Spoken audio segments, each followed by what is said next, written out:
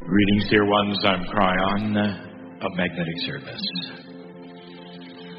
The children often decorated the center. It's because they had no idea what the center was. Sometimes they'd even put a light in it. It'd be a candle burning either the oil of the fish or the tree. And they called that the sun. At night it looked like it, especially in the circle that represented the solar system that they were indeed told about. But when they got to be 13, that all went away. And they begin to discover the space. Now we're going to give you some information that we did not give you before. It's not that important. It's just that we want you to visualize this for yourself. And perhaps even remember what the wheel might have looked like. The circle on the ground. In 2 dimensions on the ground. Of what it really might have looked like. Then slowly we're going to count the spaces.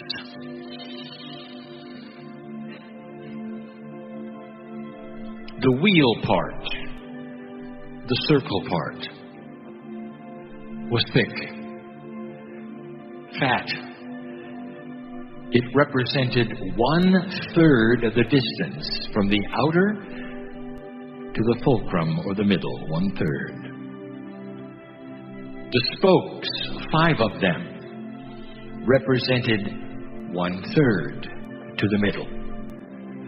And the hub was the remaining 1/3. Now, if you draw this, you will see that the hub really was quite large. So anything that would have been put in the middle of it would have been quite small compared to the space in the hub. Now, for those of you who took the time to draw a circle and put 5 spokes on it, you see, there's only 5 spaces between the spokes. Let's talk about the 6th space. Not before we remind you of the sacred geometry. That those of you who understand this will see. You're used to geometry being in straight lines. The 5 spaces, if you color them in, represent a very, very strange kind of triangle. You see, the bottom of the triangle is curved. You have 5 triangles which are unusual because the bottom is not a straight line. The definition of any curve is infinite numbers of straight lines. There is a message, even within the space's shape, 5 of them. Where is the 6th space? And the answer is the hub. Now, to a child learning it, they would never see that. They're not taught that. The women are taught that. When the gender teaching has split, the girls begin to study the spaces, and they begin to be identified. That which is invisible, as I've said before, that which is difficult to understand, and the reason the women get it is because they're going to need it to teach the sacredness that they're going to hold of advancement of a relationship to the center hub. Even the children are taught the center is God. The great central sun is God. And that the great circle, that place around it, is life. It's their life. And from the beginning, they see something. First of all, it touches all the spokes. And all the spokes touch the middle. They also see that there is no beginning or ending of life. Therefore, no matter how long they study it, they always see the same thing. It never ends. Eventually, the teaching, even of that which is of the circumference, even that which is of life, is so sacred. And it says this: no beginning, no end to the essence of you. I want to talk about, yet again, the sixth space, the hub.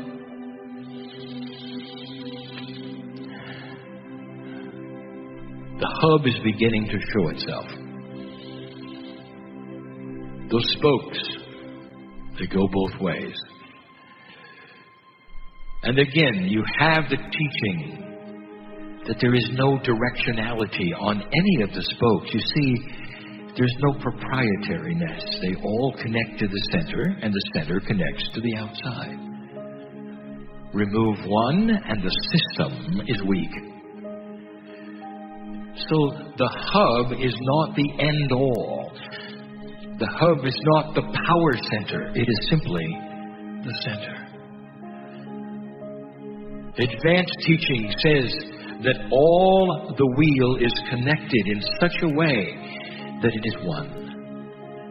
That the spokes, the outside and the center, all vibrate at the same level. Therefore, all things are the center. There is then also a teaching that in the middle of each spoke, there is a separation. Those who would make the wheel out of wood would create different kinds of wood for the spokes so that they would change color in the middle. And the advanced teaching began to color in the wheel. And the reason why there was a separation in the middle of each spoke, a name for it: duality and free choice. This is what would then separate instead of bring together the outside and the inside in both directions. Basic teaching began that the human beings, even with the circle of life, would have to cross the colors of wood, the separation between the spokes. It had to be breached. There was something there that was not then given to them by God. It was something they had to do. Believe it. Free choice. There was even an exercise where they would start coloring in the spokes fully instead of two colors. And in graduation, they would have the spokes all one color. Some of you will understand this, some of you will not. Meaning that they had a full connection, both directions, with the hub and the outside. They were one with everything. Now, where are you? Where are you in this system of teaching?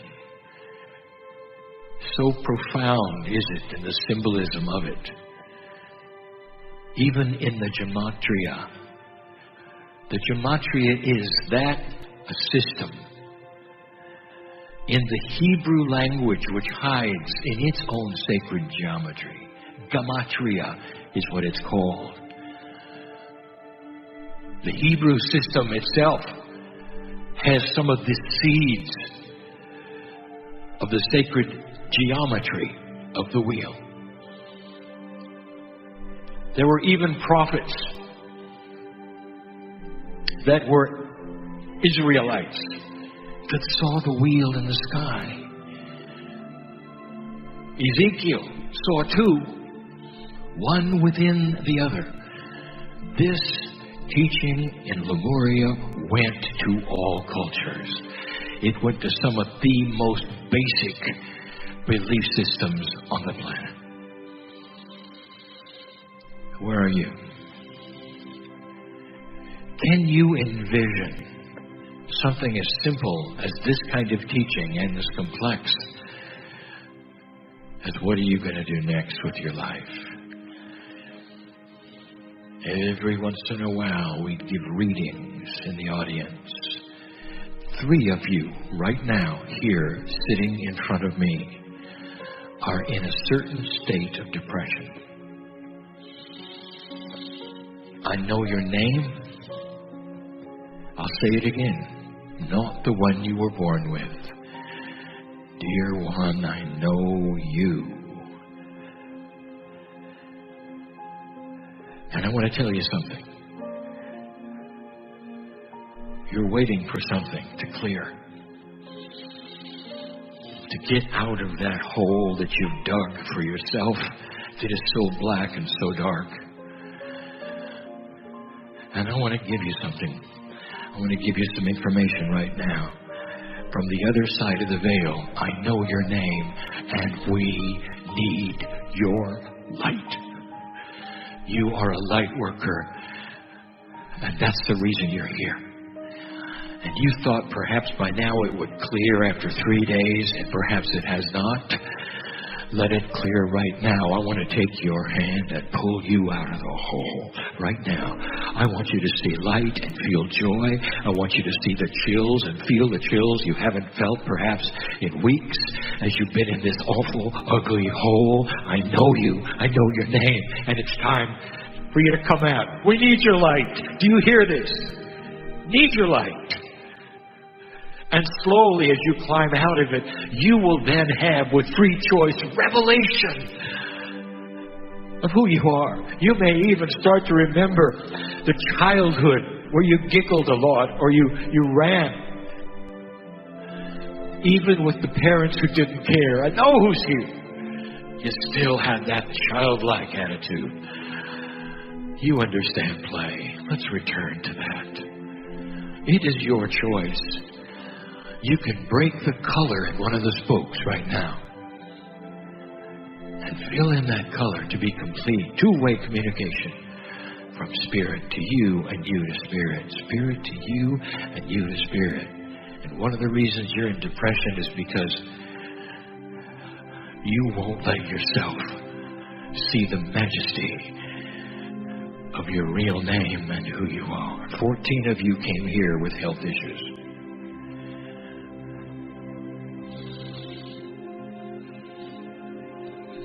There is a beautiful thing in physics that winds itself around your DNA. Something that has been taught this very day. That what the star mothers gave you in birthing and seed planting wasn't an odd number of chromosomes. You have 24. And number 24 pair is one of the spaces because it's invisible. It is quantum. Proved that DNA in science, when present, can change the spin of an electron in a quantum field. And only another quantum element can do that. That's DNA. It is multidimensional. It is hooked to the source. It is ready to go. It doesn't have to be activated. Only your belief has to be activated. Color in the spokes. That's what you're waiting for. I don't want to step on any process that says activating DNA. But that actually is a misnomer. It is activated. It is ready. It lays there. Literally, ready for you to clue into it, attune to it, reframe your ideas about it, and become what it is and what it always has been. 14 of you. Did you know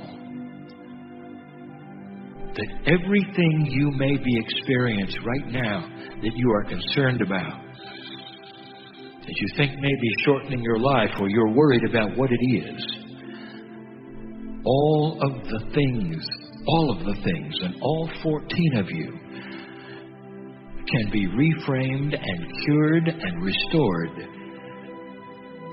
with the consciousness of compassion and oneness in your minds.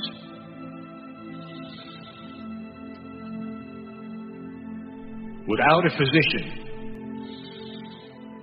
without exotic substances you call drugs. You do it yourself. This, the pattern, the template, spontaneous remission. You've seen it. Why do you doubt it? Why do you assign it as a miracle of God? Why do you never claim it? When it happens in a hospital, there should be a party. Songs around the bed, congratulating the human for doing something advanced. And everybody ought to look at it and say, there goes me if I want it. There goes me if I want it. Hooked in to what is possible. Instead of something that happened from beyond, whether you deserved it or not. You deserve it. I know your names. I know who you are as you sit here. There are others who are continuing to wonder. What are they supposed to do?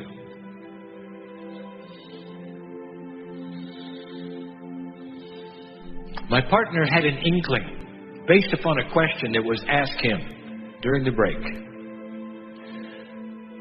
And so he looked up something I was going to channel, but he got it in advance. He always does that. 2 years ago, we gave an interesting channeling with a very interesting name based upon everything I've been telling you. And the channel was called 5 in a Circle. And it talks about how human beings task themselves, what they choose to do and the types of things they do. Whether they're introverts in spirit or extroverts in spirit, whether they're meditators, whether they are tree huggers. And it goes around, and one of them even is all of the others. And it talks about the incredible variety of what humans do with the peace of God inside them. And the entire reason they're in a circle is the same teaching of the Lemurian mother. And that is this: anything you are doing that is sacred and you're feeling your peace of God is accurate for you. You don't have to compartmentalize it. That's for linear school. When they look at you and your parents say, well, what are you going to do? You've got to choose something. A thing that you're going to be for the rest of your life. This is how you grew up. Adults used to look at you as children. What do you want to do when you grow up?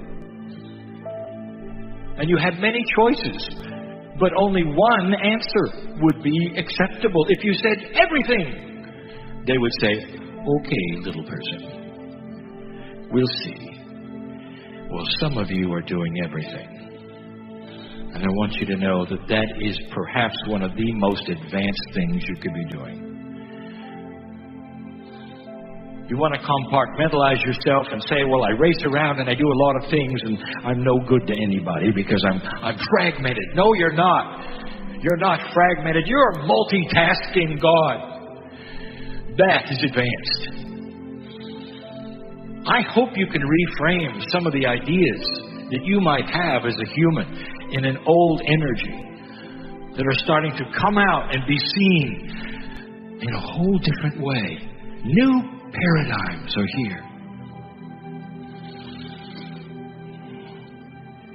All of you, every single one, on stage, listening, and on the seats in here, are still filled with residuals of poor self-worth. You're crawling out of this hole of the past. We've said it before, there are some listening who even fully expect termination of the planet for only one reason, that that's all the information you've ever known. That's what you got when you were born. It's going to end. It has to end. And all of the prophecies and the wars told about it in an older energy because other civilizations had gone through it and you were there too. How does it feel to have gone through the end 3 or 4 times? And then to wake up here, what are you going to expect now? The end. And it's a residual that hangs in all of you, to the point where it touches you every once in a while and says, I wonder if we're going to make it. I wonder if we're going to make it. Things will change on your news and you'll say, we're not going to make it. Not understanding that the new paradigm is starting to show itself. Massive change in ways you didn't think, including the catalyst that is here, which we have called a wild card, who is putting a stick in everything you think is cherished and stirring it vigorously.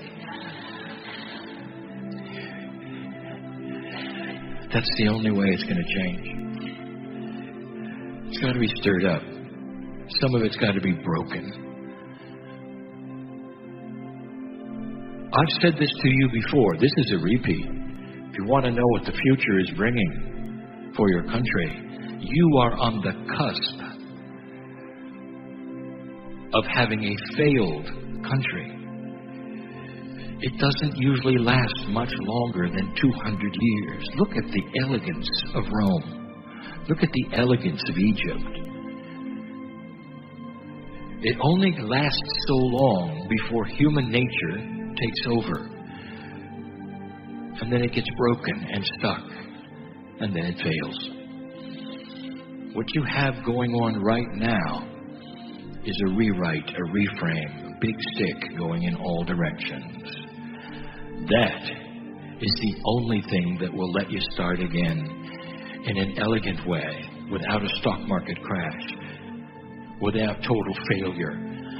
Just restructure, just reframing, just picking up pieces and building something different, modern, that works. These are all things, dear ones, that have been carefully given to you because the love of God has come from the hub, the middle, the space number 6, and is starting to invade. A good word. When the wall starts to come down, you call the veil, and it starts to get thin. You get an invasion of light. Light is more powerful than dark. The yin and the yang is no longer equal. And light starts to come forward, and some are scared of it. It's not the same as before. Things are not working as smoothly as before. 14 of you are worried about your health because of an old energy thought, the things you've been told. Perhaps some of you have seen those who would tell you what's wrong, and they also give you the prognosis based on an old energy model.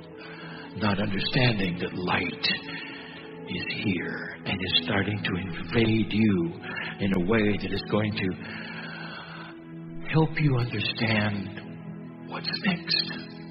You've got to do this.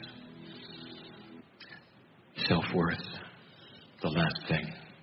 And remember this homeland, the original homeland, this, the island, the mountain of Mu. And so it is.